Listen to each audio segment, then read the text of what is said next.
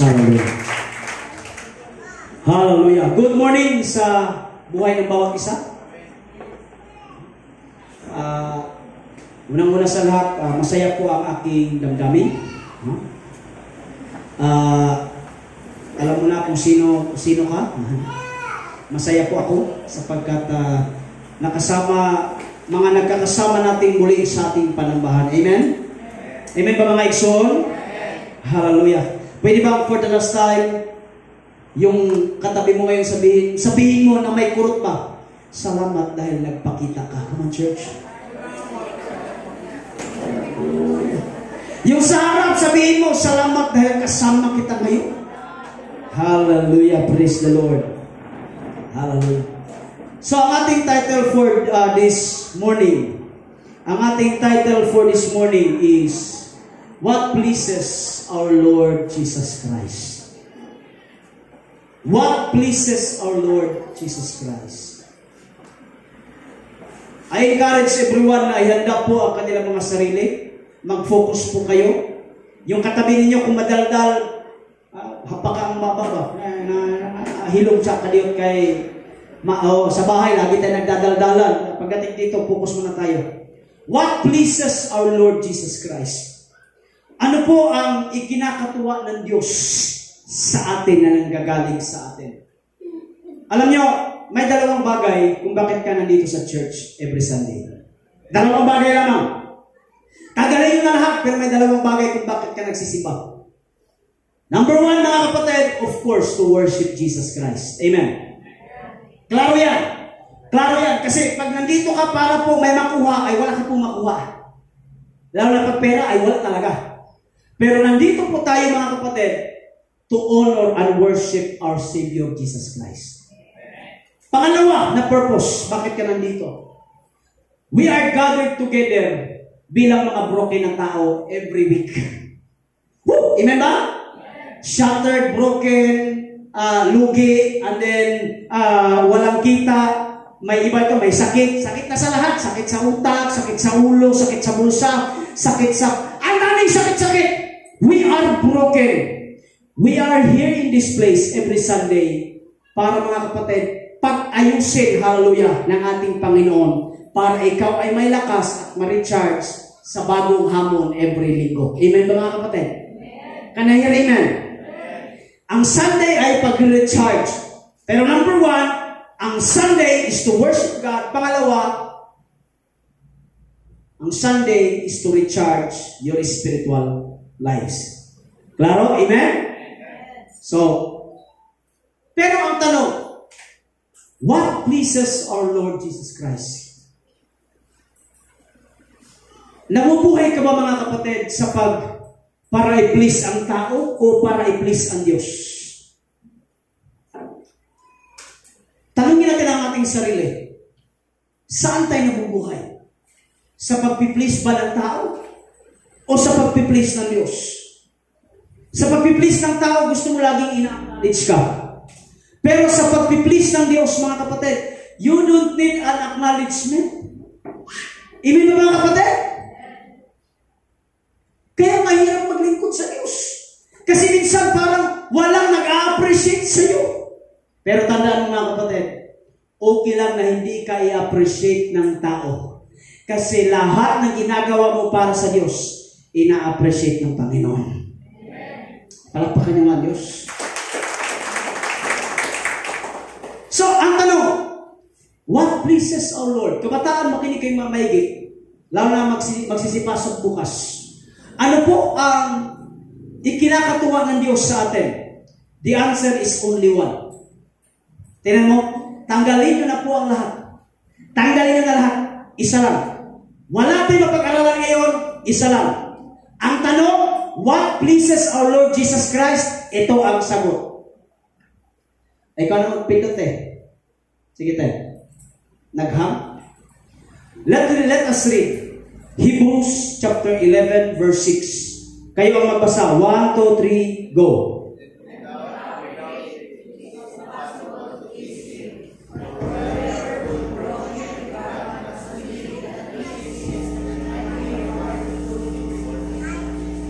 One more time. Basahin natin ang may may diin at may lakas. 1, 2, 3, go! And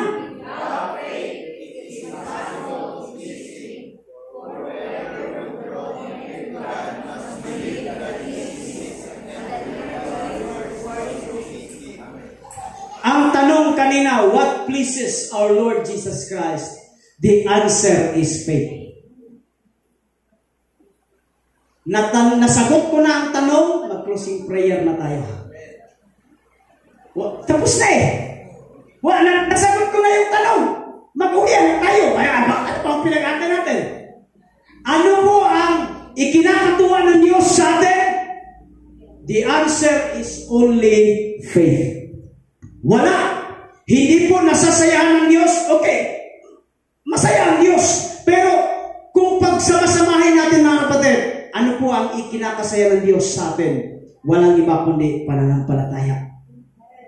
Masaya ang Diyos na ikaw ay nagsisimba. Masaya ang Diyos na ikaw ay nagsiserve sa Panginoon. Masaya ang Diyos kung ikaw ay nagtatites. Masaya ang Diyos kung ikaw ay nagpipray. Masaya ang Diyos kung ikaw ay nagbabasa ng Biblia. Masaya ang Diyos na ikaw ay nag-i-invite. Masaya ang Diyos kung ikaw ay nagbibigay. Pero mas masaya ang Diyos, hallelujah, sa iyong pananampalataya.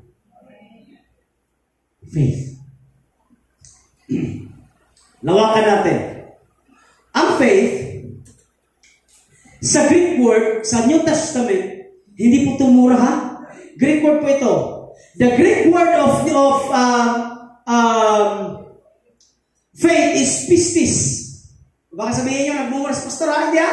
Pistis. Pistis is a Greek word of faith. Pero ginagamit sa Bible is pistuo. Pistuo. Pistis, ano dito?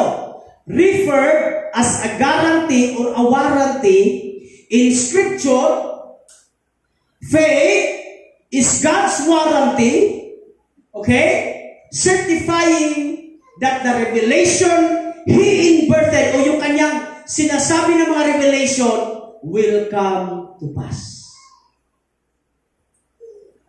So sa Greek word, quere, ang pistis or ang faith, ito yung warranty, kasiguraduhan, na kung ano ang sinabi ni Jesus, ito ay darating.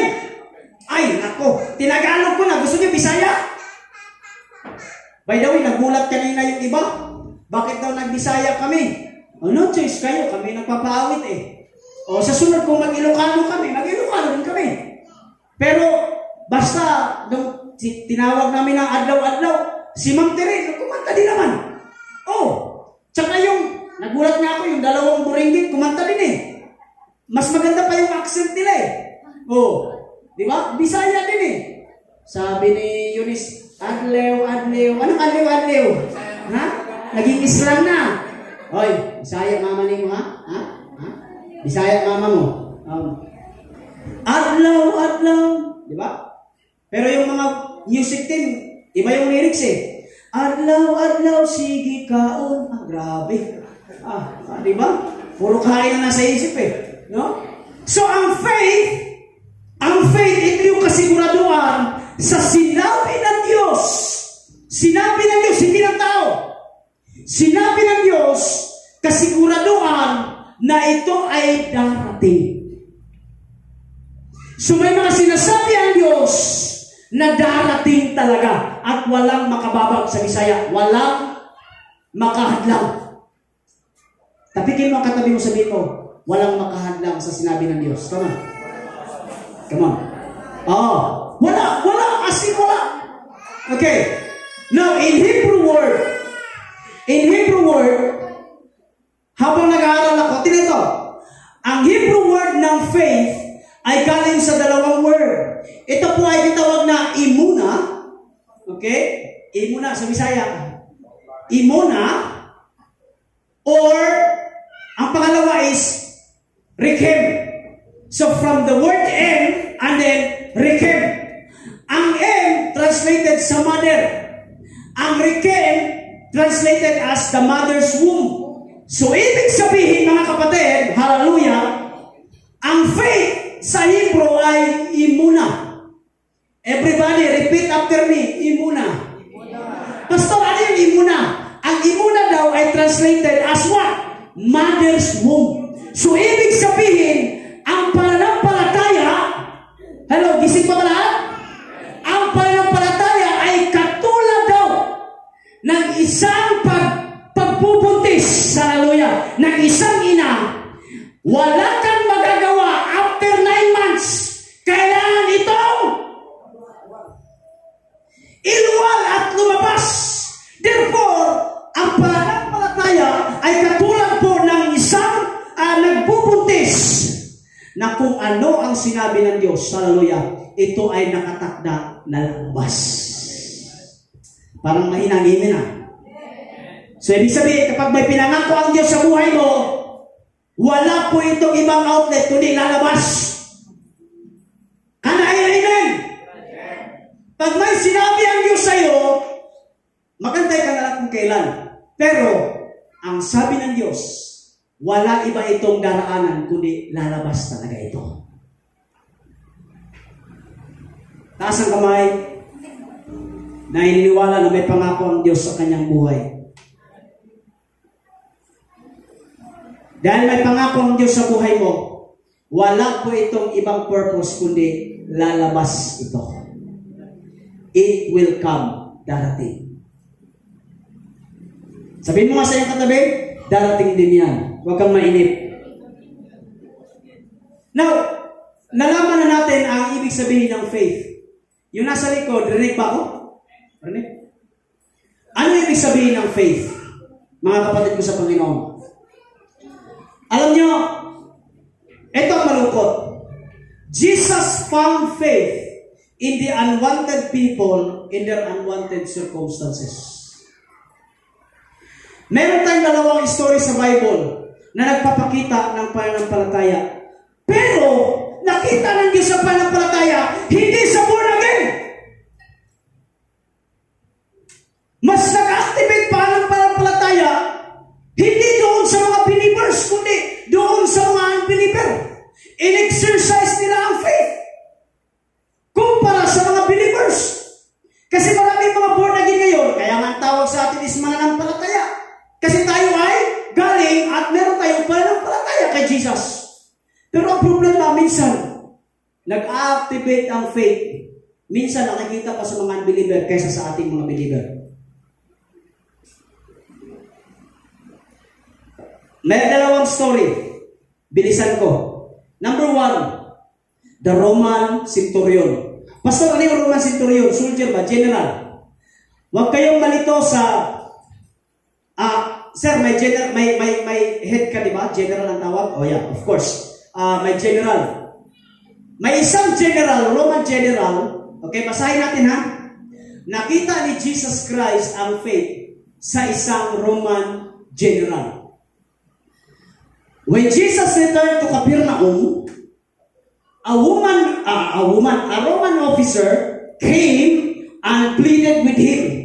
So habang si Jesus Christ ay bumababa galing sa Capernaum, may lumapit na isang Roman general. Lumapit kay Jesus at nakisuyo. Anong pakisuyo ni Jesus Christ ng Roman soldier? Lord, my young servant lies in bed. Bakit nagpapahinga? Paralyzed and in terrible pain. So habang papalapit si Jesus Christ, lumapit din yung Roman soldier. Sabi niya, Lord, may sakit ang aking tauhan. Nakahiga. May sakit. Ano sabi ni Jesus Christ? Jesus said, I will come and heal him. So, nakukuha niyo yung story? Nakukuha niyo yung story? Kung ayaw niyo, pukin ko kayo ng... So, sabi ng Roman soldier, Lord, may servant ako na may sakit. Pagalingin niyo po. Ang sabi ni Jesus Christ, sige, pupunta ako doon para pagalingin siya. Anong sagot ng Roman soldier? But the officer said, Lord, I am not worthy to have you come into my home. Hindi po ako karapat-dapat na puntahan pa sa bahay namin. Anong sabi? Kayo ang magbasa mga kapatid sa pula. 1, 2, 3, go!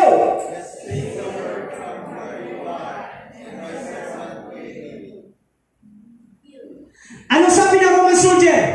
Just say the word Panginoon, kung asal tayo ngayon, hindi mo na kailangan pang pumunta sa bahay, hindi mo na kailangan pang i-lay hands sa aking servant. Just say the word na magaling na ang aking servant at ito ay gagaling. I know this because I am under authority of my superior officers. Ang mga kasundaluhan natin, men in uniform, meron kayong tagline, obey first before you complain. Tama, sir? Alam ng mga sundalo natin yan. Obey first before you complain. Wala kang magagawa. Kailangan mo mag-obey before ka magreklamo. At huwag kang magreklamo kasi superior ako. Ganun talaga. Obey first before you complain. So ano nakalagay? I know this because I am under authority of my superior. And I have the authority over my soldier. I only need to say go, and they go. Or come, and they come. And if they say to my slaves, do this, they do. Sabi ng Roman general, wala nang problema. Pag sinabi ko na, gawin mo to, gawin mo to. Pag pumunta ka dito. So sabi ng general, Lord, mas mataas ka pa kaysa sa general. Ako nga, nagkukumand ako eh. Gawin mo to, ginagawa ng slave. Gawin mo to, ginagawa ng aking tauhan. Mas mataas si Jesus Christ kaysa sa mga tauhan. Amen. Kaya pag sinabi ni Jesus Christ na it will come to pass, gagaling ang slave mo, gagaling ito. Can I hear amen, mga igsoon? Hallelujah. Next, when Jesus heard this, tingnan ito, nung narinig ni Kristo ang word ng general, he was amazed. Everybody say with me, he was amazed. Namangha si Jesus nung narinig niya ang response ng general. Sabi ni Jesus Christ, wow, hala, grabe ba? Grabe na pananampalataya. Amen ba mga igsoon? Turning to those who were following him. Sabi ni Jesus Christ sa mga disciple niya, I tell you the truth, wala pa akong nakikita na pananampalataya katulad ng pananampalataya ng general na ito sa balat ng Israel. Wala pa. Then Jesus said to the Roman officer, go back home because you believe it has happened. And the young servant was healed the same hour. Sabi ni Jesus, wala pa akong nakikita na pananampalataya katulad ng pananampalataya ng senturyon na ito. Bakit? Hindi mo na kailangan pa ng milagro. Pwede ko bang kausapin kayo ng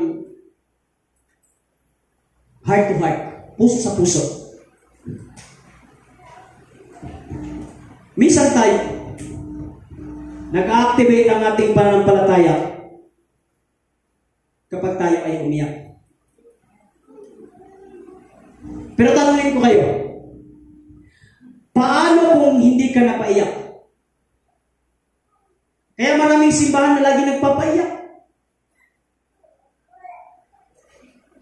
Pero ngayon, every Sunday umiiyak ka? Pastor, masama ba ang pag-iyak? Hindi. Pero gusto ko sabihin sa inyo, paano kung hindi ka napaiyak? Paano kung parang feeling mo hindi kumilos sa Diyos? Paano kung hindi sinagot ng Diyos ang iyong dasal at dalangin? Saan mangyayari sa'yo? Bababa ang faith mo? Maraming ganyan sa atin. Maraming nga sa atin eh. Paano kapag hindi kagalingan yung music team? Para sa atin, pag okay yung music team, sasabihin mo, kumilos ang Diyos sa akin. Paano pag hindi? Medyo yabag-yabag ka ba yung tingin sa present worship leader? Pasalamat na lang tayo, magaganda ang boses ng ating worship team. Palakpakan nyo nga yung mga... Pero may simbahan talaga na dahil wala nang makuha, ang kinukuha na lang yung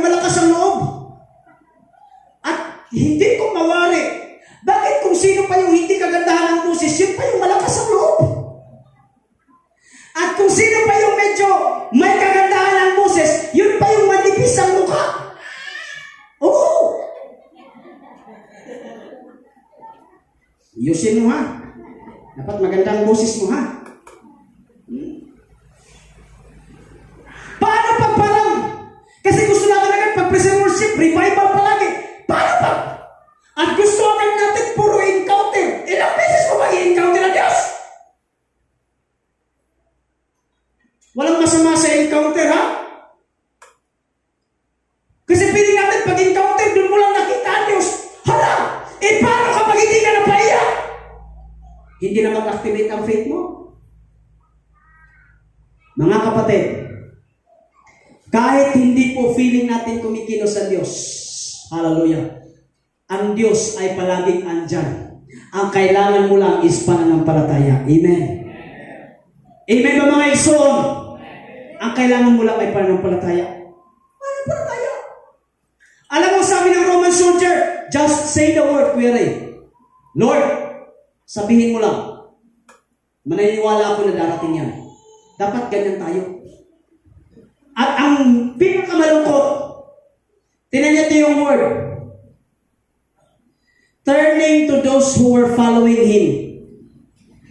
Yung Roman soldier is equivalent sa isang pagano, in short, unbeliever.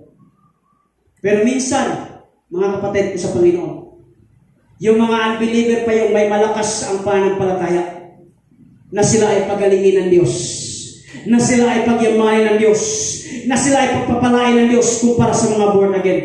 Tanong ko sa inyo dito, sino po dito ang naniniwala na pinagaling na siya ng Diyos? Itaas ang kamay. Itaas ang kamay! Yan ang faith.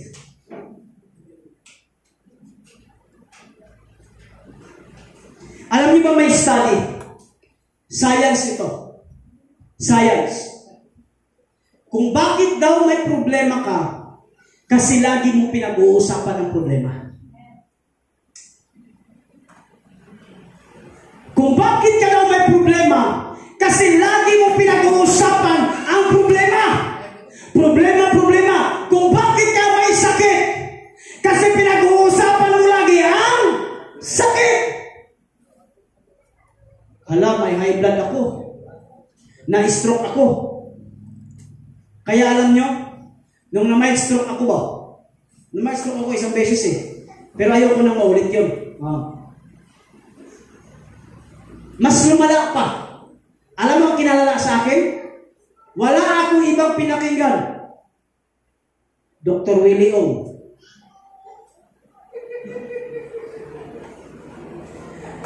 Lahat man ng dahon, tinikman ko. Naalala mo ba? Kwento to.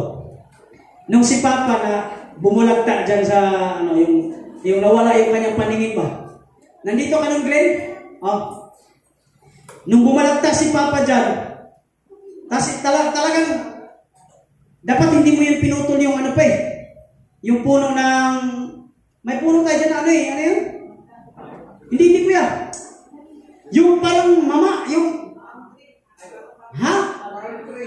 pantry, ganun. Nga, doon eh. Dapat nilagyan mo yun ng, hindi, kasi pwedeng dasalan yun at kumikilos doon na. Joke lang nga, yun yung mga ginagawa ng mga, kayo ha, itigil-tigil nyo na yan ha? Itigil-tigil nyo na yan. Yung mga gamit ninyo na akala nyo yun ang nagpapagaling, itapon nyo na oy. Ang nagpapagaling sa inyo ang Diyos, amen? Ibig sabihin, doon lang nakakapit si Papa.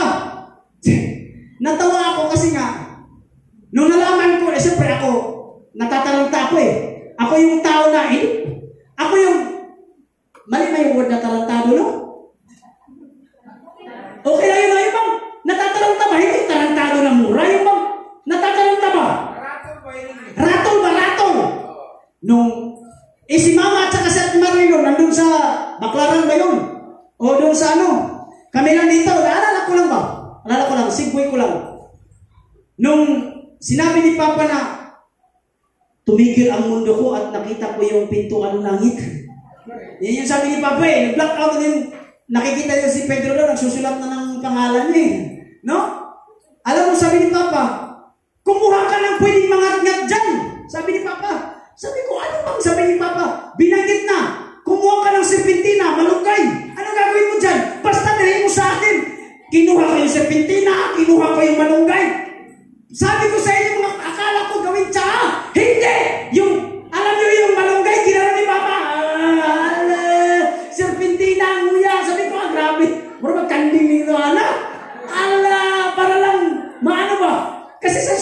magbaba. Ganon yun. Ganon. No, hallelujah. Pero alam ko, hindi nakatulong yun. Hindi nakatulong yun mga kapatid. Isa lang po ang nakatulong, hallelujah. Babalikan natin yung word ni Bishop palagi. Yung word ni Bishop para sa atin, isa lang. If God has still a purpose in your life, you are unkillable. Kapag may purpose pa si Lord sa buhay mo, di ka mamatay. Dili pa ka mamatay. Amen! Pero mo yan.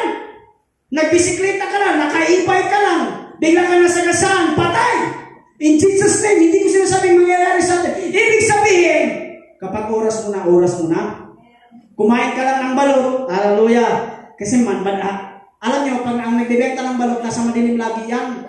Kasi hindi mo alam kung sisiw na ba yun o ano. Ganoon lang yun eh. Hindi mo alam.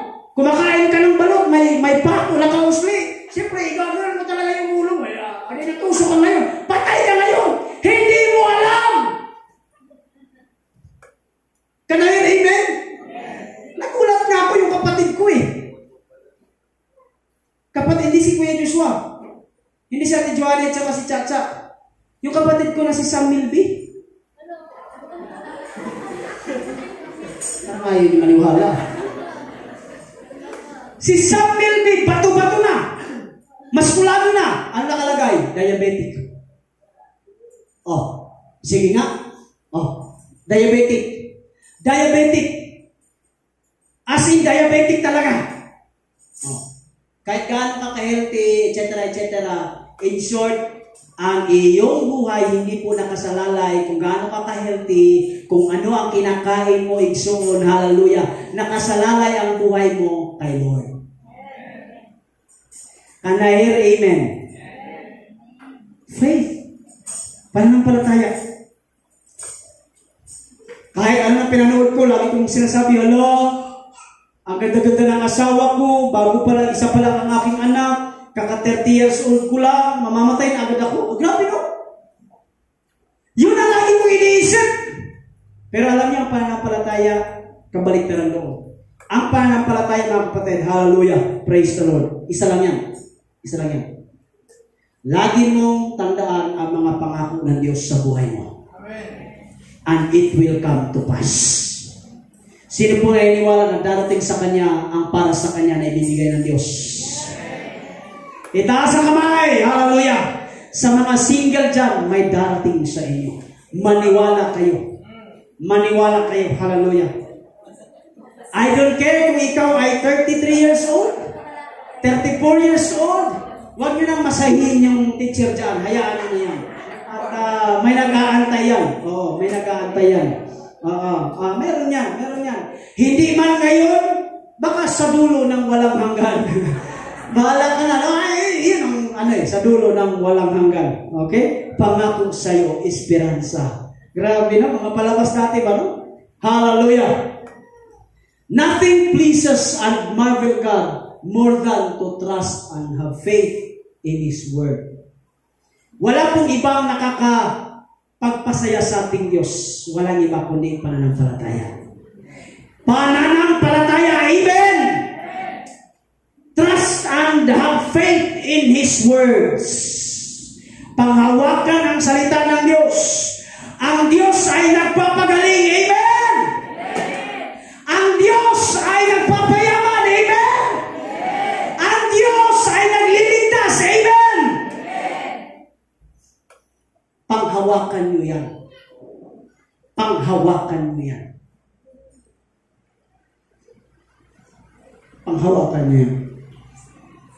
Sa mga estudyante na magpapasok na ng college, the God is the God of success. Amen? Habang tinatahak mo ang kolehiyo, hallelujah, maraming hamon, maraming bully, maraming mga teacher na mga walang hiya. Hindi ko naman nila lahat, pero may ganun talaga. Pinapapasok kayo ng Sunday, okay lang!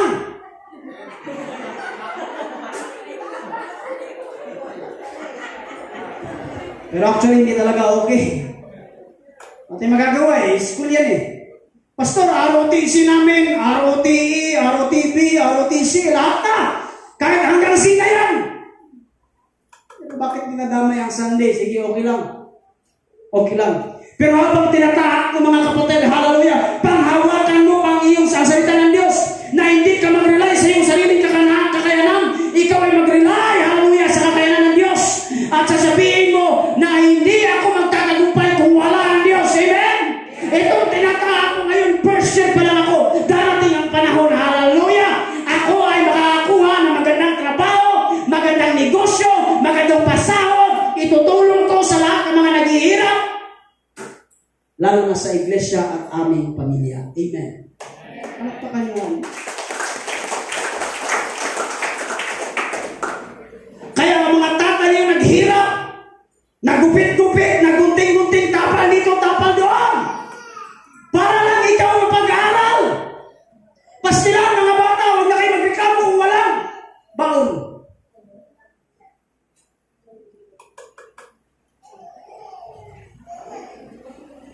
Mga bata kasi ngayon ang nagtatanghalian sa McDo. Shawarma shop, Big Buru. Alam nyo, taong SM po ako, pero believe me, nagkakape lang ako doon. Magkano lang po yung kape? 60 pesos. Hindi lang po araw-araw. Alternate. Yun lang, kape lang naman eh. Mahanap niyo ako, actually may bago akong kapihanan ngayon. Mahanap niyo ako sa 3 store. Dunkin Donut, may kape doon, masarap. Oh, Mr. Donut, kapag puno ang Dunkin Donut, baba ka na Mr. Donut. Oh, pag puno ang Mr. Donut, doon ka sa bibingkinitan. Oh, ano lang. Doon nyo lang ako mahahanap. Yun lang ang ruta ni Pastor Jet. Kung gusto nyo lang may makausap, puntahan nyo lang ako. Medyo hapon-hapon, nandoon ako. Hallelujah. Pero wag yung asahan pag nandun ako, ililibre ko kayo. Ay, sorry na lang. Hallelujah. Nag-ibot na galit ang mga piso dito sa Sincilio dito para makabuo lang tayo ng 65. Hallelujah. Para makapagkape din doon lamang sa ano. Hallelujah. Yun lang ang ating routine sa buhay. Hallelujah. Praise the Lord. Balikan natin mga igsoon. Problema sa mga bata ngayon. Pag pumunta ko din sa SM, yung galing sa mga school ng mga private, dyan dumadaan. May hawak na Starbucks, sabi ko, grabe ba? Ang problema pa sa mga bata, ang problema, ay, mga estudyante, makinig kayo. Kapag ubos na ang laman ng Starbucks, itapon nyo na. Hindi yung bibit-bitin mo at kikiling-kiling pa. Sabi ko, kaya na ba ito paikot-ikot na? Para lang masabi na ESB yung kanyang hawak-hawak ba? Na frappuccino. O gano'n, tapos binabalot pa ng tissue. Grabe yan.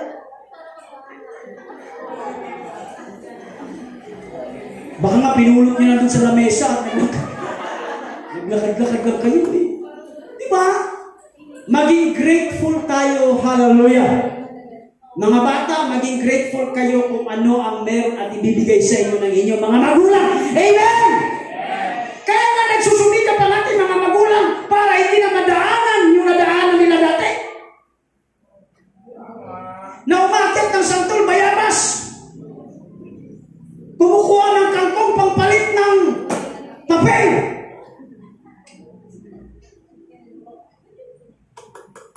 Naranasan na namin dati. Kami nila Kuya Guswa. Ate Juani. Pumapasok kami na walang brief. Walang brief ba? Eh, nagdrama ako that time. Nagdrama ako kasi magaling ako magdrama eh. Drama ba? Drama. Grade 2 ako that time sa Juan.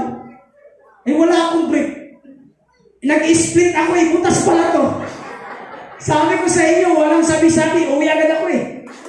Sabi ko, pasalamat ako Lord, born again ako. Etc. Kasi pinagtatawanan ako ng teacher eh. Pero glory to God, hallelujah, nakasecond honor. Diba? Nakpak. Akala nyo, matalino to Tinataas ko na sarili ko. Hallelujah, glory to God. Next! The bleeding woman. Bleeding woman. Alam niyo ba, kasunod na ng kwento na ito is yung nagdurugo na babae. Nagdurugo na babae. Basahin natin ha. A woman in the crowd that suffered for 12 years. 12 years with constant bleeding. Pasabit na constant, walang hinto na pagdurugo. She had suffered a great deal from many doctors. See, lumapit na siya sa lahat ng doktor. Lumapit na. Doktor Kwak-Kwak, Doktor Kwek-Kwek, Doktor Kuk-Kuk, lahat na. Sa Korean Hospital, Indi Santiago, pumunta na ng Naik, pumunta na ng Lasal, dinala ng PGH, nag-abroad na, wala pa rin kalutasan. Ayan o, and over the years, she had spent everything. Gumastos na ng malaki. She had to pay them, but she had gotten no better. Hindi talaga, wala, hindi umayos. In fact, she had gotten worse, mas lumala. Next, she had suffered a great deal from many doctors. Saan ako? 27, she had heard about Jesus, so she came up behind him through the crowd and touches his robe. Narinig niya si Jesus Christ na paparating at dadaan, hallelujah, sa kaniyang lugar. Anong ginawa niya? Pumunta siya kung nasan si Jesus Christ at hinawakan ang laylayan ng damit ni Jesus. For she thought, eto na, nag-activate na ang panampalataya. Because inisip niya, if I can just touch his robe, mahawakan ko lang ang damit. Hindi si Jesus, kundi damit lang. Grabe na pananampalataya. Mahawakan lang ang damit ni Jesus Christ. Ano nakalagay? I will be healed. Gagaling. Alam niyo, immediately the bleeding stopped and she could feel in her body that she had been healed of her terrible condition. Palakpakan niyo ang Diyos. Jesus realized at once that healing power had gone out from him. So he turned around in the crowd and asked, who touched my robe? Habang naglalakad si Jesus, maraming humahawak sa kanya. Jesus, marami. Kasi nga, sikat na si Jesus Christ. Pero sa lahat ng humawak, may isang tao na humawak na may lumabas na kapangyarihan sa ating Panginoon. At dahil sa kapangyarihan na yun, dahil sa may humawak na may pananampalataya, napatigil ang Diyos. At sinabi, sino ang humawak sa akin? Sino? Anong sagot ng mga disciples? Tingnan mo. Kasi pati ang disciple, humahawak kay Jesus. Anong sagot ng disciples? His disciples said to him, look at this crowd pressing around you. Tinutulong na si Jesus. How can you ask, who touched me? Lord, sino sasagot dito na sino humawak sa'yo? Eh, lahat ng tao humawak sa'yo.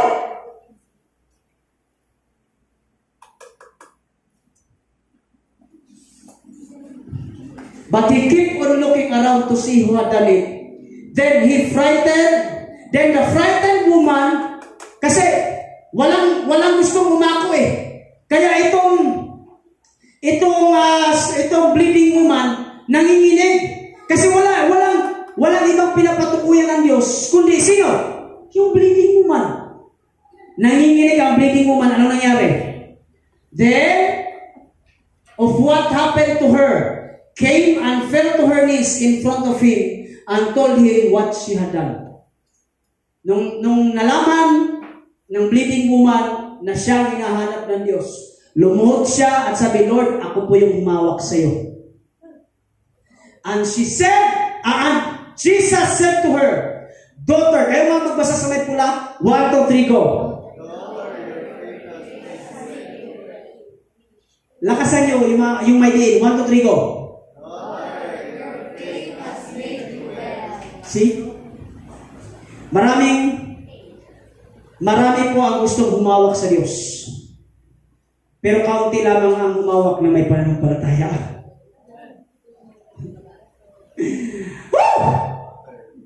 Marami ang nasa simbahan. Pero ang pinanghahawakan pa rin ay pangako ng tao.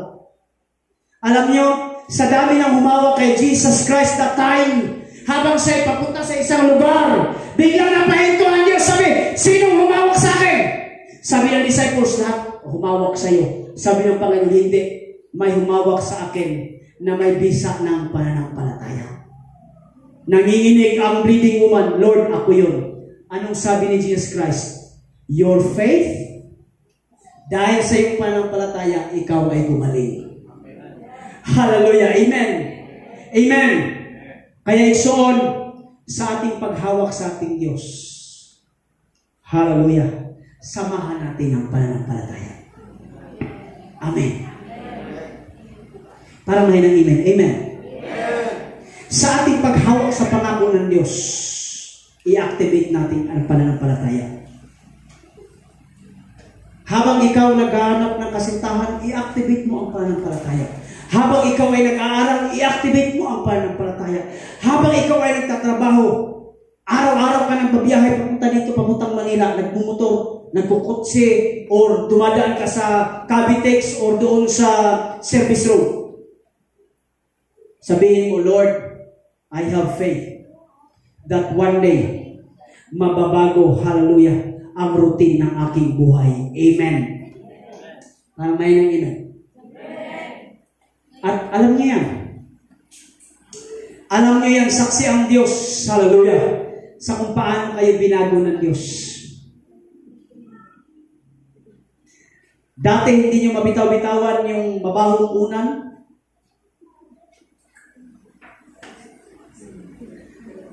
Kasi pag ibilad mo, natutuyo. Bisag lang sa nakaayo, babahong unan, inuunan pa rin. Pero ngayon, kung tinan nyo kung paano kayo pinagpala ng Diyos dahil sa pananampalataya. Dati, lakom na kayo mga unlan, habol. Di natin malabhan kayo pag maglaba. Wala na may ikapuli. Wala na ano ba? Ngayon, yung tandayan, may hotdog, may ano dito, putlong, lahat na. May ka dito. At hindi lang yan. Yung una namin dati, alam mo yung, nakaranas ako niyan. Kaya, yung una namin dati, pinagtatahi ni Mama, ni Sister Vilma. Pinagtatahi, okay lang sana kung magandang tela. Yung tela na galing sa harina. Sa harina ba?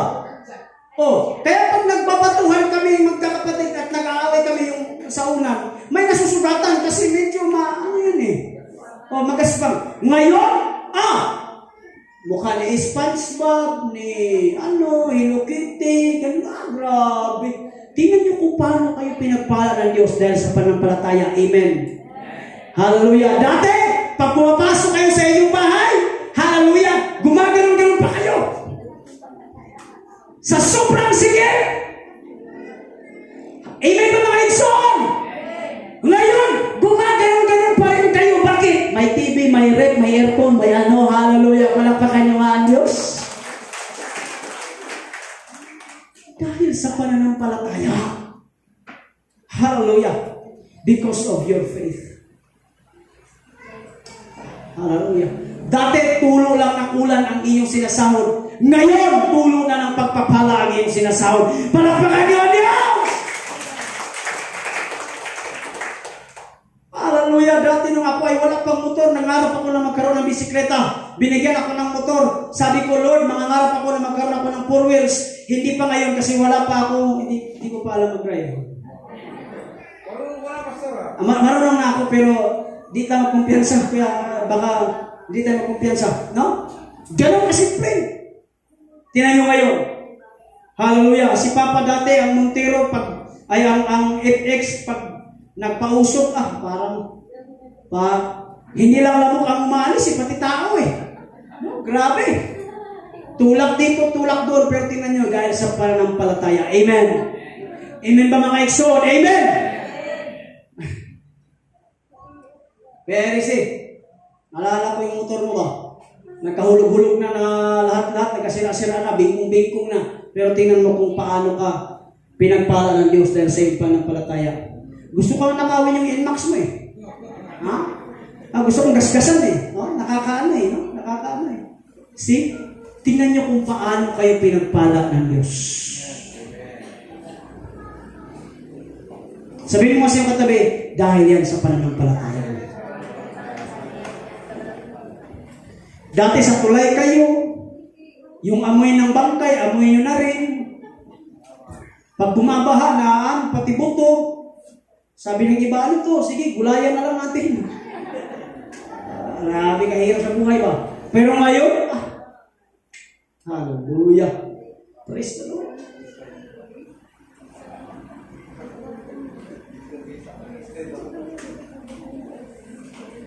Yung nasa likod mo, pwede bang tapikin mo, sabihin mo, inangat ka na ng Diyos. Yung sa harap, tapikin mo, sabihin mo, malayo na ang narating mo. Layo na! Layo na, Exxon! Malayo na! Believe me, malayo na ang narating natin because of our faith. Amen. Okay, hallelujah. Malapit akong tapos. Circumstances does not move the hand of God. It's your faith. Napansin niyo?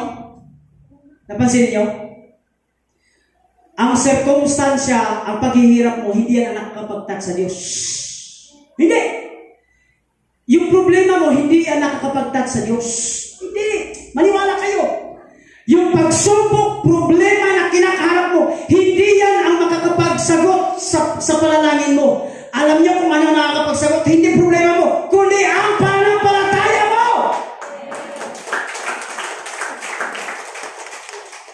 Walang pakialam ang Diyos sa circumstances na meron ka. Ang gusto ng Diyos, manampalataya ka. Kasi kapag namampalataya ka sa Diyos, hallelujah, ang circumstances mo ay kaya mong lutuin at kaya mong lusawin. Amen. Can I hear amen? Amen. Hebrews 11:1. Now faith is the assurance of things hoped for, the conviction of things that not seen. Yung mga bagay na hindi pa natin nakikita, asahan natin na ito ay darating. Sabihin mo nga sa Bisaya, mag-Bisaya tayo saglit. Sabihin mo sa iyong katabi, muabot ra na.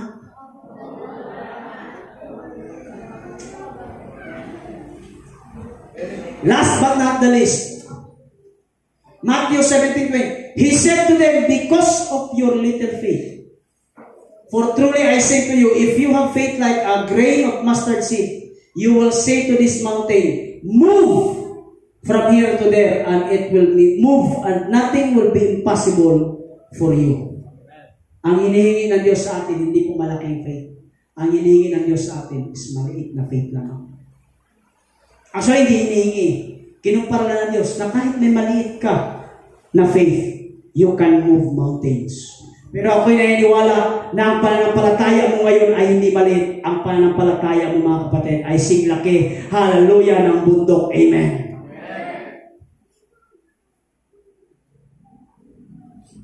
Manampalataya po tayo. Sa umagang ito, mga igsoon, dito ako magtatapos. Kung may pagkukulang ka financially, have faith.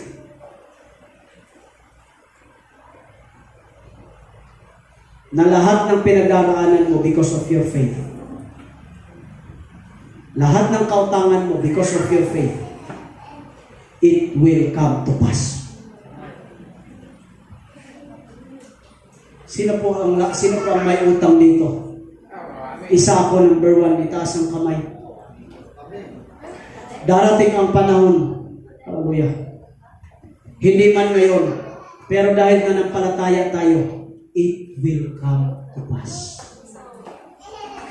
Sabihin mo nga sa iyong katabi, sabihin mo, yung may puso, sabihin mo, darating din ang pinagpipreno. Ano, church? Because of your faith. Sa may mga karamdaman na feeling nila, lagi silang inaatake ng karamdaman. Hallelujah, let me tell you, because of your faith, ikaw ay gagaling. Amen. Pinagaling ako ng Diyos. Pinagaling ako, hindi ng gamot. Pinagaling ako dahil sa aking Diyos. Because of my faith. Amen. Naging successful ka at maging successful ka because of your faith. Amen ba mga igsoon? Amen ba mga kapatid? Itaas ang kamay nang may mataas ang pananampalataya. It's that time, it's our time, na hindi dapat ganyan lang ang faith mo. Challenge ng Diyos sa atin to stretch your faith. Amen? Hindi man ngayon, pero ito ang pangako ng Diyos. Darating at darating din ang para sa iyo. In Jesus' name. Amen? Palakpakan natin ang Diyos. Tayo manalangin. Panginoon, salamat po. Tinuturuan niyo po kami ang pinakamahalaga o Diyos at ang ikinakasiyang Panginoon ay ang pananampalataya. Turuan niyo po o Diyos kaming mga nandito Diyos to elevate our faith. Salamat po Jesus Christ. Lalabas po kami Panginoon na buo ang aming pananampalataya. Nakakaharapin namin o Diyos ang panibagong hamon sa buhay. Bagong linggo Diyos na malakas ang pananampalataya. Salamat po Diyos. Salamat. Panginoon, silyuhan niyo po ang iyong mensahe. Ito po ang aking dalangin, Panginoon, sa pangalan ni Jesucristo. Lahat magsabi ng Amen and Amen. Palakpakan natin ang Diyos. Okay, dahil nagpadayday, inanyayahan ko na ang aking asawa, si Helmarie, para sa tithes and offering. Hindi na makatayo si Naya. Mga nanay, nakaready kayo? Lahat ng nanay po, tumayo kayo dito sa harap. Sige na po. Nanay, sige lang. Halik kayo, Ate Nancy. Pangunahan niyo na po dito kayo sa harap. Kahit umawit lang po kayo ng muhatag sa kalipay. Taray. Dito kayo sa harap habang sige na. So pinagmamalaki niyo sa akin yan. May kanta kayo. Praise God. So, dadako na po tayo sa ating pagbibigay. Napakaganda ng mensahe na ipinahayag sa atin ng Panginoon ngayon. It is by faith. So, it is by faith also that we give. In continuation, magbibigay tayo because